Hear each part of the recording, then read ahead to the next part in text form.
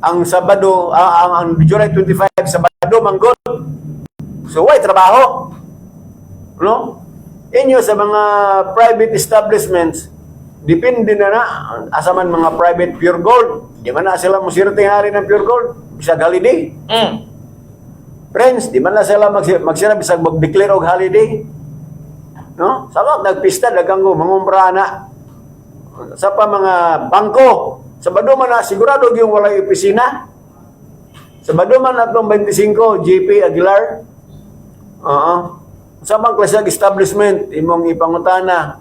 Kana mga tindira ang gagmay des Tianggi, mga brira na sila. No? Ilabi na itong naalagi mga...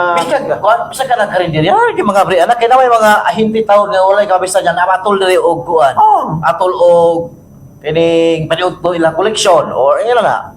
Pare na may tagay nga dito kag dumagiti pre. Dito. Kapamista day ka, panahon dito sa kanday Karin. Karin diri ya day. Karin po. Kaya nga naman, hindi man ko pamista ito, doon ang siya ito dumagiti. Ano? Asa mo nga on? Sa pagduan. Pakdo, wala? Pagdungo-dungo. Pagdungo. O ato mas Tagalog, turo-turo. Ano tudlo, kriya ko. Ngunit turo-turo. So, balik na sa holiday. Malagi to, twice nga nagpadatangan to sa Malacanang. Twice po tag-deny for a presidential proclamation on the 24th of July. Di modo, kay bispiras man na ang pinagasadya rabag sa ato ang pista kini man 23 o 24. Then 25 Sabado mo na siya ay kuan kining gitawag na to kahulugan. Unya sa 23 ang civic parade. Ika 45 ang diwa isti patay kapag magtarpulin pre. Wala na makoy panghating. Wala kay kita ra tulo. Wala to. Wala na tamating. Wala mga pil. Wala ko to alam ko ang patay na ko. Sara. Ya to usab atos biga kita tulo lain kayo. Lain kayo alam deklaro. May wala bilis pata. Ato mang minoritaris sa opisina kung sa ikuan decision sa opisina. Kay si Alan o imotong taon mulangoy naman na. Mulangoy naman na ito. Ngon ay nga. Ini sipat mo mukoy gram pukuyog mo ka na ata saglimar ta kapok. At least doon na may representation ng DYST ba? No? Nganana ra na matanya ta mamayirin. Si Amisia mulakaw naman to. Kata sana ang kauban mga igala kay out of town naman nagamong numero 4 ya si 5 po otro po Bicol mo pinabalaan amot ani nila murag adjust doon saya ngayon buhaton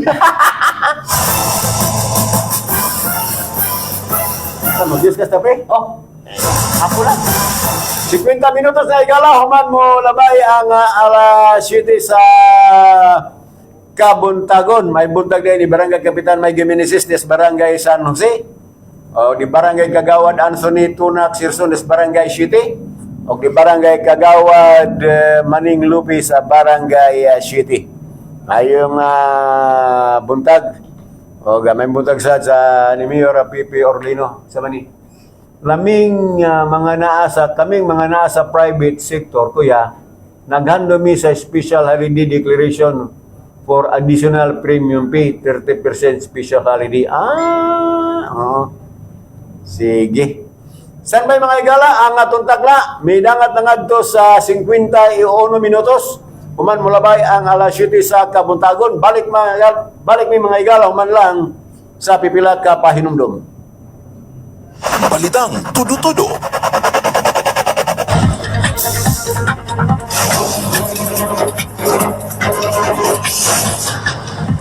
Hi, my name is Elijah. My name is Catherine. We're from Manuyot, and you're listening to One Heart Radio. Swear chika.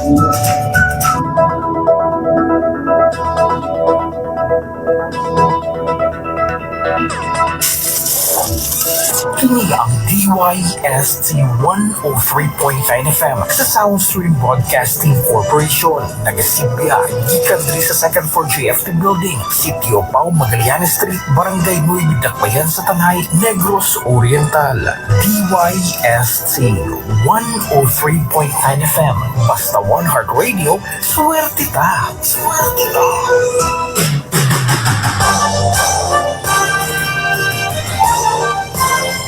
52 minutos, suman sa alas 7 o karon aniya na ang uluan sa mga balita.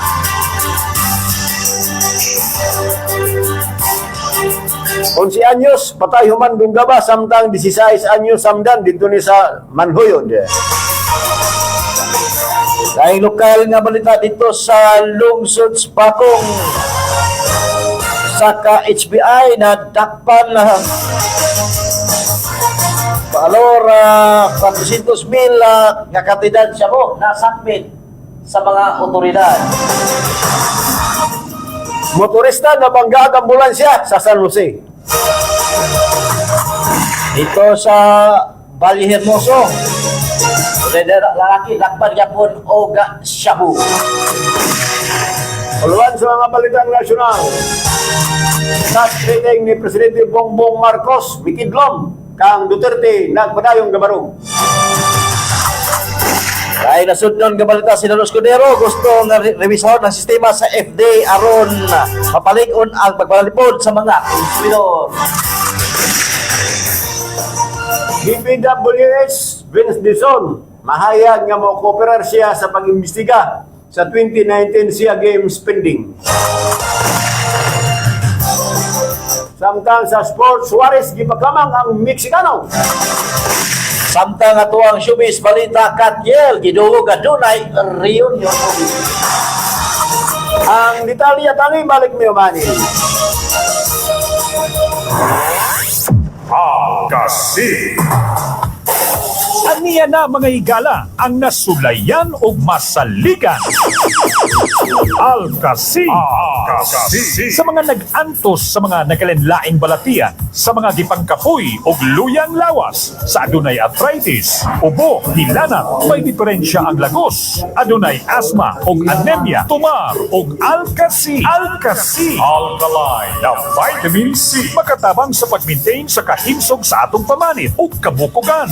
Maligayan ang pag-atake sa kasing-kasing. Likunon ang atong immune system. Power Booster Al-Kasi. Para always healthy, mag-Al-Kasi. Alkaline na vitamin C. Mapalit sa tanang mga butika. Al-Kasi.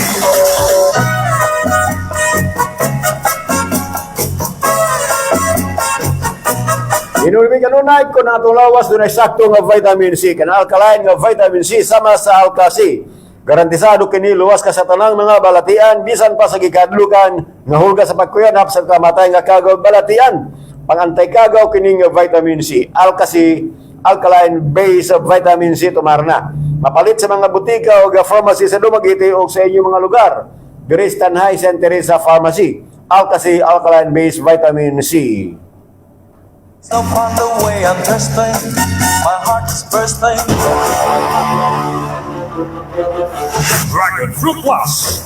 Alang sa kasayuran, ang prutas na dragon fruit gihimo nga herbal nga mopaubos sa sugar kung moayo sa sakit nga diabetes. Gisagulan na usab kini og mangosteen nga mohilis sa mga bukol-bukol sa lawan.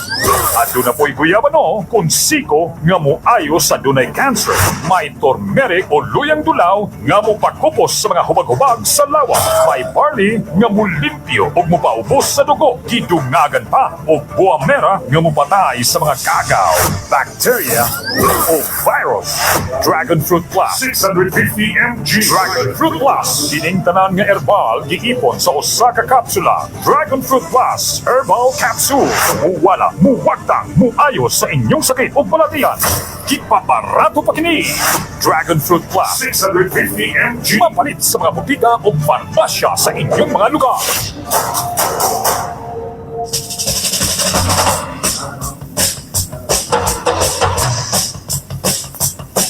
Palit kanunay sa mas gipabaratos, bunko, palit kanunay sa mas gipabaratong herbal capsule karon sa inyong mga butika. Walay lain Dragon Fruit Plus Herbal Capsule. Ang antay-bukol-bukol kini muhili sa mga sisalawas. Kung ma-high blood ka na o diabetes, may sakit sa kasing-kasing. Mao kini pinakamayong nga herbal nga kapsula imnon kada adlaw. Ayaw paglangay adto na sa pinakaduol nga butika sa inyong lugar. Dragon Fruit Plus, epektibo, barato, garantisado, palit na kamo. Teresa Nice and Teresa Pharmacy. Dragon Fruit Plus 650 mg, 12 pesos ra kada kapsula.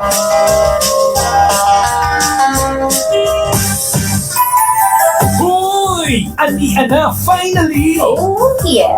Ang kape na dugay na natong ipaabot!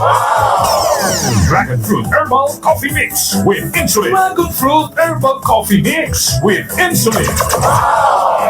Sugar blocker formulation, alkaline neutralizer, ubay-ubay ang vitamina, makatabang sa memory loss, mulimpyo sa colon, blood normalizer with the power of natural detoxifier. Sa mga naglilisod o katulog o insomnia na ay natural sugar protection, nagmala ang mga dila o katul-katul sa pamanit, lubog ang pananaw sa mga mata, pirming nga pangihi. Galing yan. Ang kape nga makaayos sa atong lawas. Dragon Fruit Herbal Coffee Mix with Insulin. Lamig na, nakapanambal pa ka. Lamig na, healthy pa ka. Dragon Fruit Herbal Coffee Mix with Insulin. Mapalit na sa kanang mga butika o farmasya sa inyong mga lugar.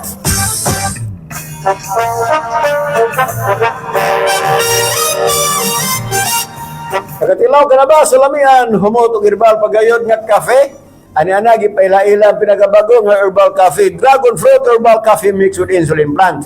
Sa dunay high blood, diabetes, arthritis, sa taas o cholesterol, dili makatulog, tilawin na. Disenyo kini nga muayo sa sakit o balatian. Dragon Fruit Herbal Coffee. Adunay 12 ka mga herbal ingredients. Kini nga kape tambal ni Dragon Fruit Herbal Coffee, mapalit sa mga butika o farmasya nga duol sa inyong mga lugar. Biristan High St. Teresa Pharmacy. Dragon Fruit Herbal Coffee Mix with Insulin Plant, mga pinaga. And if you want to prove it, Ito na ang pinakabagong Dragon Fruit Go! Dragon Fruit Go! Pure energy.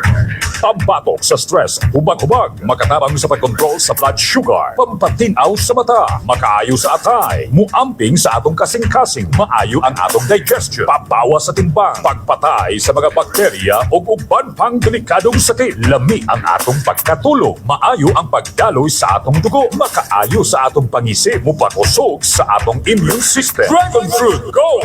Kompleto na, barato pa ang pinakabagong Dragon Fruit Go! Pure energy. Naanak ni sa inyong mga botiga. Mag-Dragon Fruit. Go! Na! Dragon Fruit. Go! Ano yan ang pinakabago o pinaka-epektibo? Ang Dragon Fruit Gold 700 mg 12 in 1 capsule. Pangbatok sa stress o baghubag, makatabang mag-control sa blood sugar level o bad cholesterol. Makaayo sa atay, muamping sa itong kasing-kasing. Makabawas sa timbang o mupayo sa nagkadayang sakit. Ang paginadlaw nga pag-inom sa Dragon Fruit Gold 700 mg 12 in 1 capsule, makahatag og kahupay sa stress o anxiety, especially sa maglisod o katulog mo sa. Ngano magantos man nga pwede man nimo sulayan ang pinakabago 100% nga epektibo. Dragon Fruit Gold 700 mg 12 in 1 capsule para goodbye sa giantos mong balatian. Available sa tanang branches sa St. Teresa Pharmacy o sa tanang butika na dool sa inyong mga lugar. There is Tanay St. Teresa Pharmacy.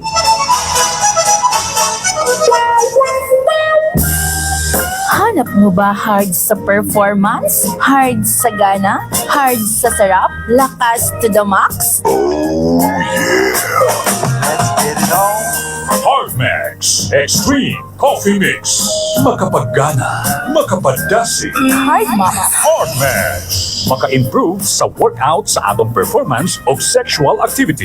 Makapamaba sa high blood pressure o mutabang sa pagkontrol sa atong blood sugar. Makapamaba sa mga hubag-hubag sa atong lawas. Sa mga joint pain, labi na ang arthritis.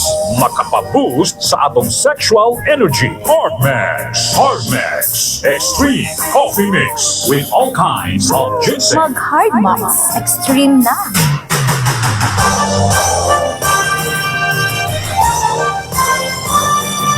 Ang taglaon to pala sa 8 o karon aniana ang detalye sa mga balita. Ang kapulisan sa lungsod sa Manuyod ng lalawigan sa Negros Oriental ang padayon kini karon nga nagpakisuyog ng investigar sa nahitabo nga kasos pagpanunggab diin kinsa miresulta kini sa pagkamatay sa 11 years old ka bata samtang nga samdan usab ang 16 years old nga igsoon ini dito ni mahitabo sa mga sitio Habay-Habay Barangay Candabong Manuyod Negros Oriental mga alas 2:30 ang taknas kapuno ni adtong kagahapong adlaw July 19. Base sa taho sa Negros Oriental Police Provincial Office, ang duha ka biktima matud pa kini mitambong sa usa ka salo-salo sa ilang apuan. Sa kalit lang gidunggab sila sa ilang kaugalingong uyuan nga nagpangindaron og 28 anyos. Atol sa mao nga panghitabo, gidala pagdali ang mga biktima sa Rural Health Unit dito sa may lungsod sa Manuyod. Apan gideklara sa mga mananambal ang dead on arrival ang 11 years old nga biktima. Sa pag-abot sa kapulisan sa maong lugar ilang nadiskubre nga ang suspetsado usab nag-commit kining suicide kung naghingog gamit ang PC sa duyan nga gikot siyang liog. Nasayran sa investigasyon sa kapulisan nga ang suspect adunay record o problema sa maayong panguna-una. Ay nga police report nasikaw sa mga operatiba sa kapulisan ng usa ka mag-uumang ginagog isip usa ka street level individual atol sa usa ka malampusong gipahigog na bypass operation.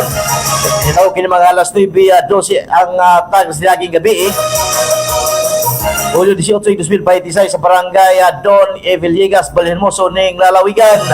Ang nadakpan kinalaman ngalan nga Jumar, 29 anyos, ulit tao og residente sitio Sangi, barangay Tapon.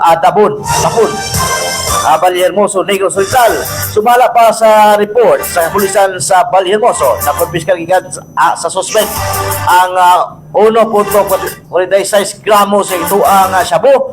Doon na kini standard drug price na 9,928 ka pesos samtang usab ang 500 pesos isip bypass money. Usa ka belt bag o usa ka ubad pang mga ebidensya nagigamit sa maong operasyon. Ang mga nakonfiskar nga mga gito ang illegal nga droga o kini sa laboratory examination nga mapatun-an ang komposisyon nini samtang ubang ebidensya ipresentar sa korte isip kabahin sa kasong sa paglapas sa RA 9165 ang maong ipamtang sa tinakpan. Giriskudan na pagdali sa mga membro sa Cuerpo sa Kapulisan sa lungsod sa San Jose uban ang sakop sa Local Disaster Risk Reduction and Management Office kon LDRM sa nasampit nga lungsod ang usa ka aksidente kay nahitabo dito sa may barangay Santo Niño, San Jose. Niadto ning adlaw nga Sabado sa gabi Hulyo 18 ang kapulisan pinasikat silang investigasyon na sayran nga mga alas 8:15 ang takna gabi dool sa ang aksidente dool sa usa ka restaurant sa nasampit nga dapit. Ang usa ka motorista ang nagkabangga kini sa ambulansya sa maong lungsod. Base sa dugang investigasyon na sayran nga ang ambulansya ug motorsiklo nagkasugata kini mainungdan sa ilang pagkadasmaganay. Ang ambulansya kusog kini nagpadagan tungod kay dunay pasyente na karga nini. Base sa dugang investigasyon sa PNP San Jose na sayran nga ang motorsiklo kalit lamang kining miliko pawala na wala mo sinya sa mainungdan sa maong insidente. Ang driver sa motorsiklo ang kini nalagpot siyang gisakyan nga motor og nag-agom kinig mga angol sa nakadiyang bayan siyang kalawasan samtang ambulansya og ang motorsiklo ang nadala kini sa buhatan sa San Jose Police Station alang sa dugang investigasyon. Tabusang lokal nga balita kapin sa 400,000 ka pesos. Balor sa gituang shabu ang na-recover sa kooperatiba sa kapulisan nung magkinadakpan ng usa ka 54 anyos nga laki nga giisip usa ka high value individual code HBI dito sa barangay Suludpan, Bakong, Negros Oriental. Ang maong operasyon gikay nitong nakalabay ng Huwebes, Hulyo 16, 2026 pinagi sa pagpatuman sa search warrant na mangulan usab sa Police Drug Enforcement Group Special Operation Unit sa Negros Island Region uban usab sa Abag sa buhatan sa kapulisan sa lungsod sa Bacong o sa Regional Intelligence Unit Negros Island Region. Base sa report sa kapulisan, na-recover gikan sa suspect ang kapin na sa 65 ka gramos na gituang shabu. Doon na may kantidad kini o gibana-bana kabat o 442,000 ka pesos. Kawasa mong nakuha nga illegal nga droga, nakuha usab ang tulog ka tuber, duha ka buok tin foil, 5 ka waysod nga plastic nga sachet o duha ka lighter o gito ang gamit sa illegal nga kalukan nga droga.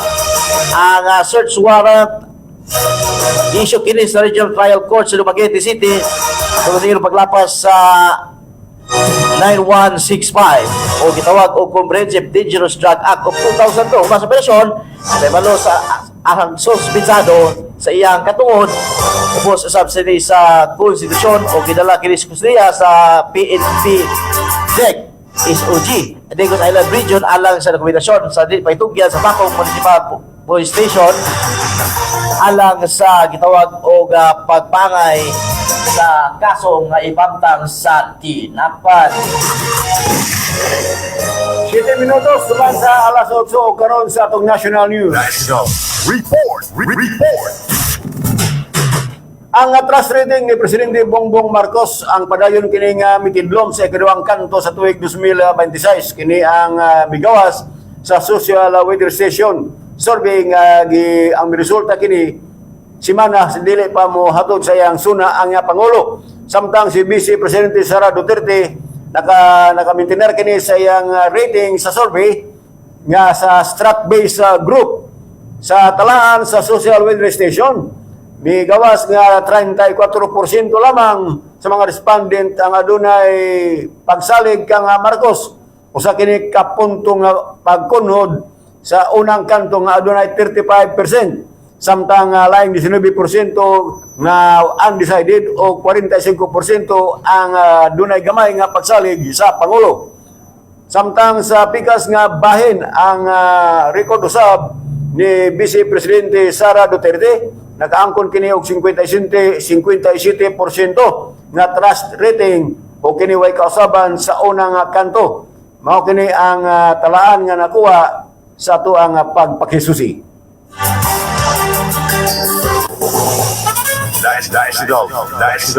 Report! Laing nasudnon nga balita nagsubite o bagong panukalang balaod si Senate President Francis G. Escudero aron reformahon ang sistema sa Food and Drug Administration kung FDA ubos sa Senate Bill number 2310 sugod nga ibalhin ang pipila ka mga katundanan sa FDA ngadto sa ubang ahensya sa gobyerno aron mas paspas ang regulasyon sa mga produkto o makunuran ang gitawag og grade 10. Kung mapasar ang maong balaod sa Department of Agriculture mao'y magdumala sa regulasyon sa mga hilaw nga pagkaon samtang ang Department of Trade and Industry mao'y mutanaw sa mga processed food, cosmetic o babang mga consumer products matod pa ni Senador Escudero.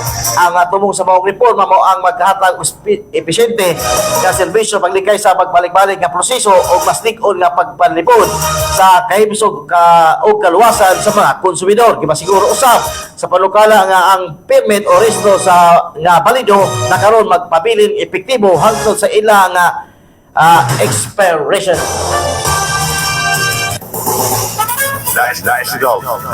Si Department of Public Works and Highway Secretary Vince Dizon karong adlaw na maya gaandam siya mo kooperar sa National Bureau of Investigation sa giplano nining pagpakasusi sa gikaligar nga irregularidad sa paggastos gobyerno ni atong tuig 2019 sa Southeast Asian Game.